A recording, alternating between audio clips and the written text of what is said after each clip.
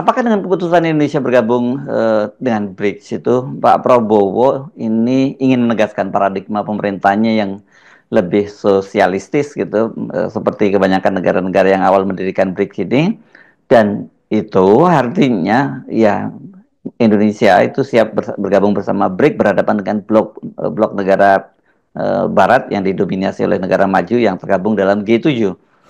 Kalau kita analisis soal BRICS ini dari teori political ekonomi, kita mesti katakan bahwa Global South ini semacam pemberontakan historis terhadap dominasi negara-negara utara tuh, yang di dalamnya adalah blok barat.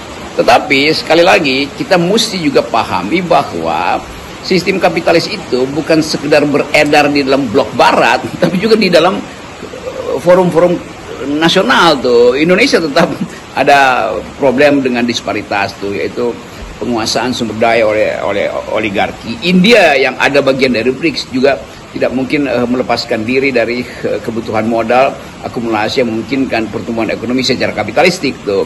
Demikian juga Brasil tuh. Jadi kita mesti lihat juga, kalau Cina oke, kita ngerti cara berpikir Cina bahwa negara itu menyusun rencananya dan menyediakan kompetisi di tingkat lokal, tapi di tingkat nasional negara yang menentukan arah distribusi itu. Jadi kapitalisme Cina itu beroperasi secara mikro, tapi arahnya ditentukan secara makro oleh Partai Komunis Cina. Demikian juga Rusia tuh, atau Afrika Selatan mungkin yang bisa kita lihat sebagai satu komposisi baru, karena di situ betul-betul ada semacam semangat anti kolonialisme, karena ide Mandela masih ada di situ tuh.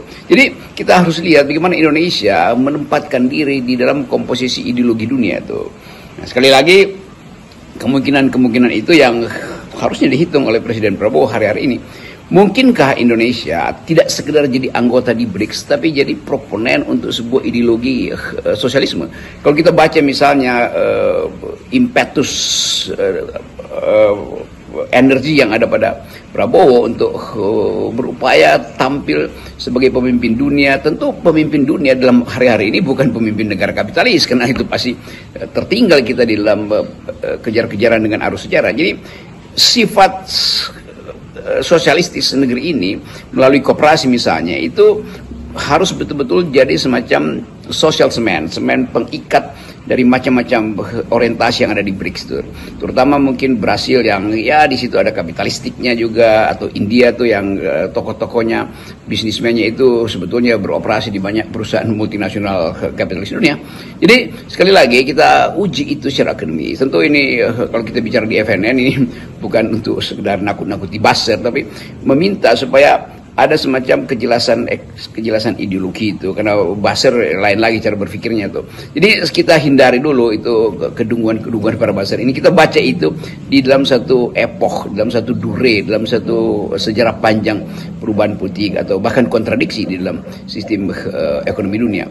Dan itu yang sudah diterangkan di dalam banyak forum, terutama misalnya dulu Joseph Stiglitz yang memulai semacam upaya untuk merevisi cara berpikir akumulasi dari sistem kapitalis Amerika yang di dalamnya eksploitasi mendahului distribusi. Jadi hal-hal semacam ini yang saya kira jadi bahan pembicaraan juga di dalam negeri, lepas dari yang sedang berlangsung hangat itu, yaitu soal